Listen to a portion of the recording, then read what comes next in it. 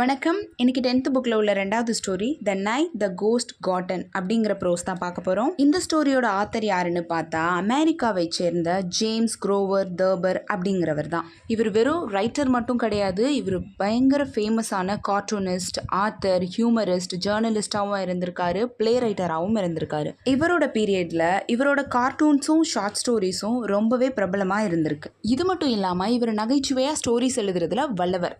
So இன்றைக்கி நம்ம பார்க்க போகிற ஸ்டோரிஸ் கூட நகைச்சுவையை பேஸ் பண்ண ஸ்டோரி தான். இந்த ஸ்டோரியோட கதை சுருக்கம் என்னென்னா, நம்ம ஆத்தரோட சின்ன வயசில் ஒரு நாள் நள்ளிரவில் அவங்க தாத்தாவோட சேர்ந்து நிகழ்ந்த ஒரு சின்ன சம்பவத்தை பற்றி தான் இவங்க இதில் சொல்லியிருப்பாங்க. அதாவது தாத்தா தண்ணி குடிக்கிறதுக்காக டைனிங் ரூமுக்கு வந்திருப்பாரு. தாத்தாங்கிறது தெரியாமல் இது ஒரு கோஸ்ட்டாக இருக்கலாம், இல்லைனா கொள்ளைக்காரங்களாக இருக்கலாம், அப்படி இப்படின்னு இல்லாத ஒரு விஷயத்த இருக்கிறதா நினச்சிட்டு அந்த மொத்த ஃபேமிலி மெம்பர்ஸும் போலீஸை கூப்பிட்டு கலாட்டா பண்ணி அந்த நைட்டையே மறக்க முடியாத நைட்டாக மாற்றிட்டாங்க. எண்ட் ஆஃப் த ஸ்டோரி எல்லாருக்கும் தெரிஞ்சிரும் தாத்தா தான் தண்ணி குடிக்க வந்திருக்காரு அப்படின்னு. இந்த விஷயம் தெரிஞ்ச உடனே மொத்த ஃபேமிலியில் உள்ள எல்லாரும் அதிர்ச்சியில் உறைஞ்சு போய் நிற்பாங்க. இதுதான் ஸ்டோரி. ஸோ இந்த ஸ்டோரி மூலமாக ஆத்தர் அவரோட நகைச்சுவை திறனை ரொம்ப அழகாக அருமையாக வெளிப்படுத்தியிருப்பார். இந்த ஸ்டோரியை ஆத்தர் தான் நரேட் பண்ணுறாரு. அவர் என்ன சொல்ல வர்றாருனா, நவம்பர் 17, 1915 அவங்க வீட்டுக்குள்ளே ஒரு கோஸ்ட் புகுந்துருச்சு அப்படின்னு சொல்கிறாரு. அது மட்டும் இல்லாமல் ஆத்தர் அன்றைக்கி பேசாமல் நம்ம போய் படுத்து நிம்மதியாக எதையும் கண்டுக்காமல் தூங்கியிருக்கலாம், தேவையில்லாமல் கலாட்டா பண்ணி அந்த டேவே கெடுத்துட்டோமே அப்படின்னு நினச்சி ஃபீல் பண்ணுறாரு. இந்த நிகழ்வு எப்போ ஆரம்பிக்குது அப்படின்னா, ஒரு நள்ளிரவு 1:15 மணி போல் தான் ஆரம்பிக்குது. அப்போது ஆத்தரோட அம்மா ஒரு ரூமில் தூங்கிட்டு இருக்காங்க, ஆத்தரோட பிரதர் ஹெர்மனும் ஒரு ரூமில் தூங்கிட்டு இருக்காரு.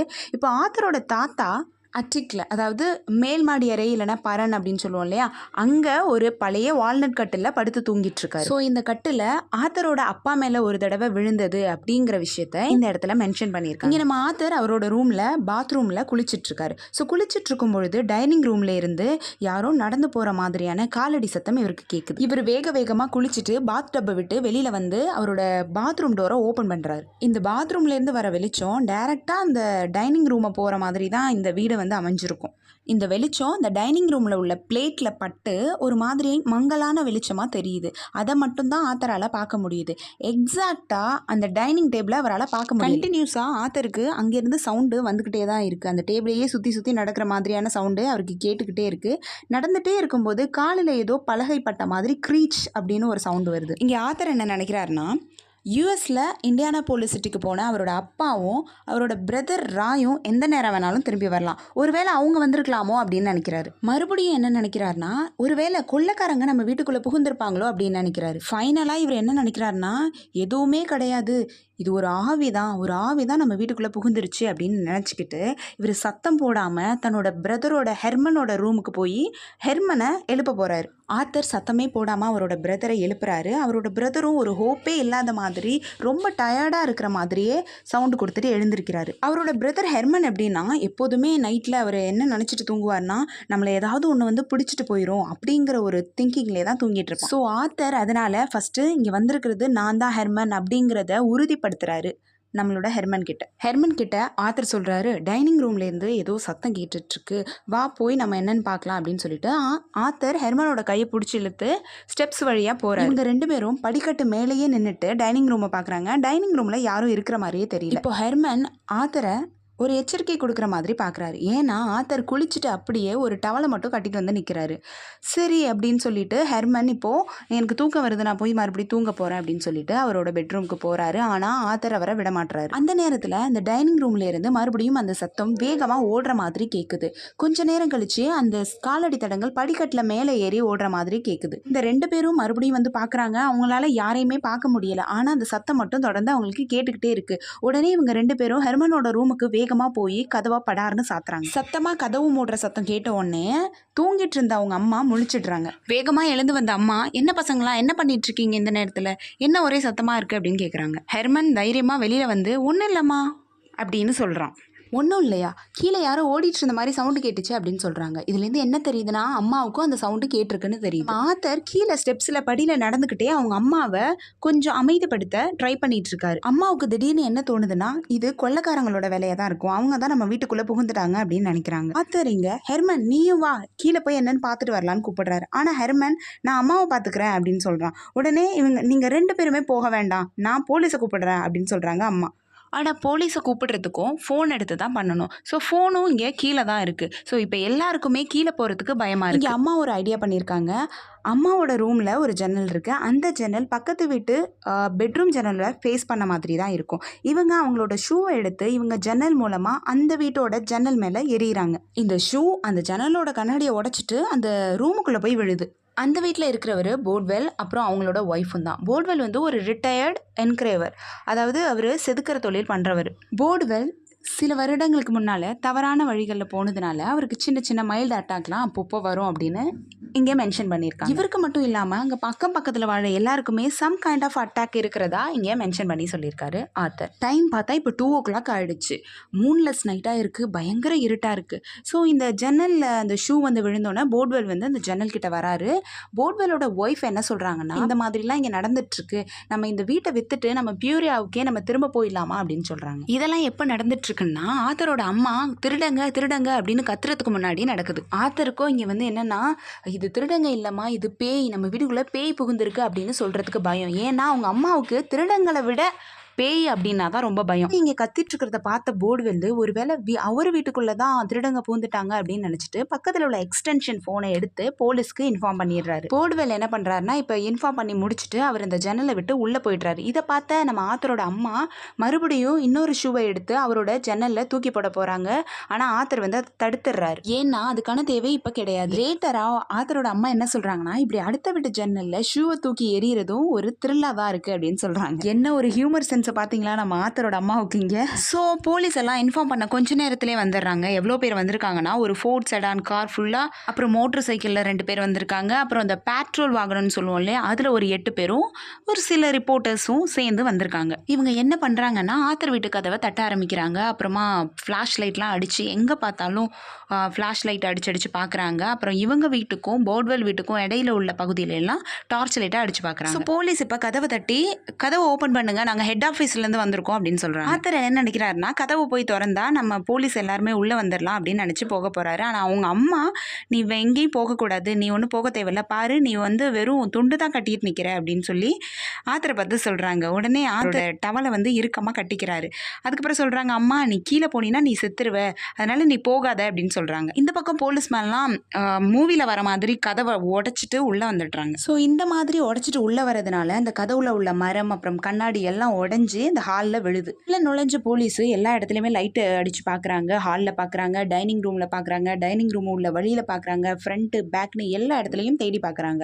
அப்புறம் மாடியில் இருக்கிற அந்த துண்டை கட்டிட்டு ஒரு பையன் நிற்கிறான் இல்லையா, அவனையும் பார்க்குறாங்க. நம்ம ஆத்தர் துண்டோடு நிற்கிறத பார்த்த ஒரு போலீஸ்மேன் ஸ்டெப்ஸ் வழியாக மேலே போய் நீ யாரு அப்படின்னு கேட்குறாங்க. உடனே ஆத்தர் அதுக்கு நான் இங்கே தான் வசிச்சுட்டு இருக்கேன் அப்படின்னு சொல்கிறாரு. இந்த போலீஸ்மேன் அவங்க அம்மா கிட்ட போயிட்டு இங்கே யாருமே இருக்கிற மாதிரியே தெரியலையே அப்படின்னு சொல்கிறாரு. உடனே அவங்க அம்மா சொல்கிறாங்க, ஐ திங்க் அவங்க எல்லாம் இந்நேரம் போயிருக்கணும்னு நினைக்கிறேன் அப்படின்னு சொல்கிறாங்க. அவங்கள நீங்கள் பார்த்தீங்களா அப்படின்னு போலீஸ்கார் கேட்குறாரு. அதுக்கு அவங்க அம்மா சொல்கிறாங்க, ஆமாம் அவங்க ஒரு 2லேருந்து 3 பேர் இருப்பாங்க, அவங்க நல்லா பயங்கரமாக சத்தம் போட்டுட்டு கதவெல்லாம் படார்னு சாத்திட்டு இருந்தாங்க அப்படின்னு சொல்கிறாரு.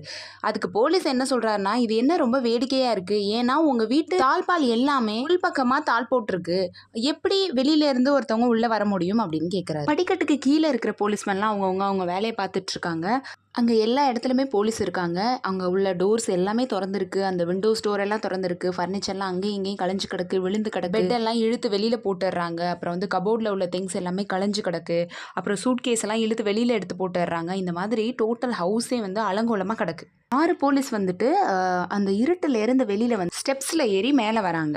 இந்த பக்கம் தேடிட்டு இருந்த போலீஸ் கையில் ஒரு சித்தார் ஒன்று கிடைக்குது. அது வந்து ஒரு மியூசிக்கல் இன்ஸ்ட்ருமெண்ட்டு.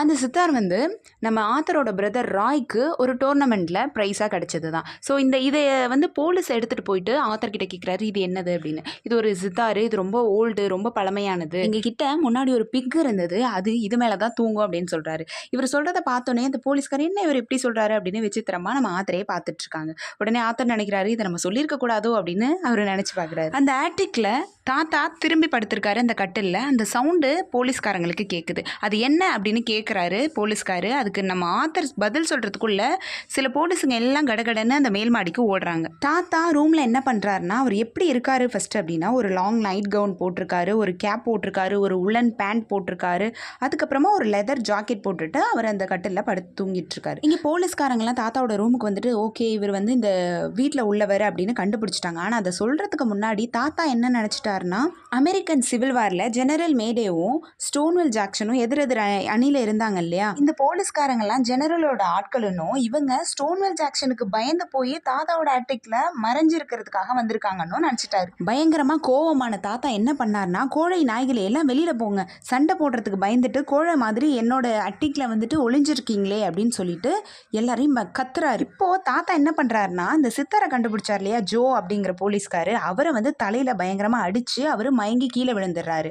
அது மட்டும் இல்லாமல் அவரோட கன்னை எடுத்து இன்னொரு போலீஸ்காரரோட கையிலையும் சுட்டுறாரு. அப்புறம் அந்த மாடத்தோட உத்தரத்துலையும் சுட்டு அங்கங்கே தொலைகள்லாம் இருக்குது. இந்த ஆக்டிக் ஃபுல்லாகவுமே இப்போ புகை மூட்டமாக இருக்குது.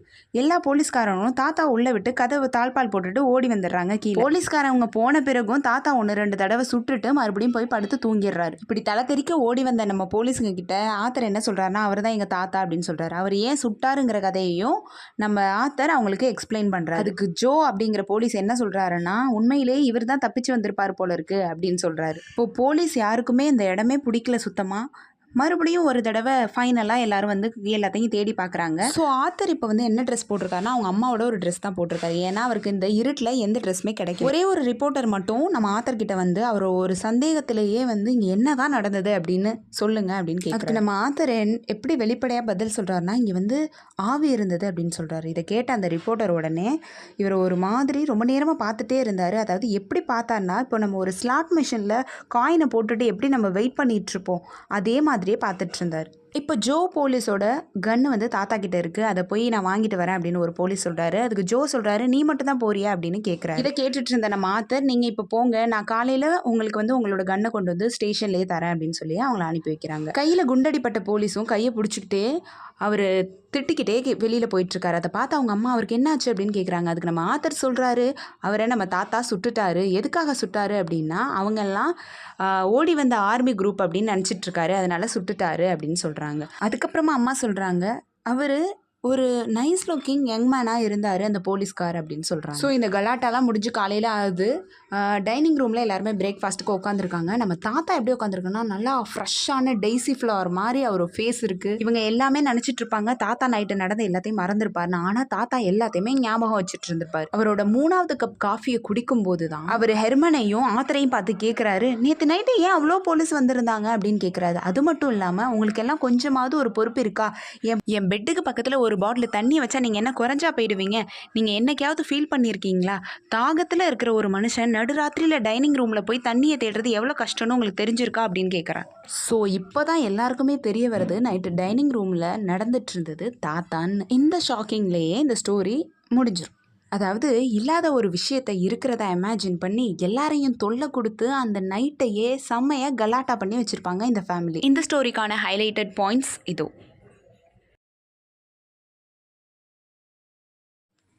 வீடியோ யூஸ்ஃபுல்லாக இருந்துச்சுன்னா சப்ஸ்கிரைப் பண்ணிக்கோங்க. அடுத்த கதையில் பார்க்கலாம். தேங்க்யூ.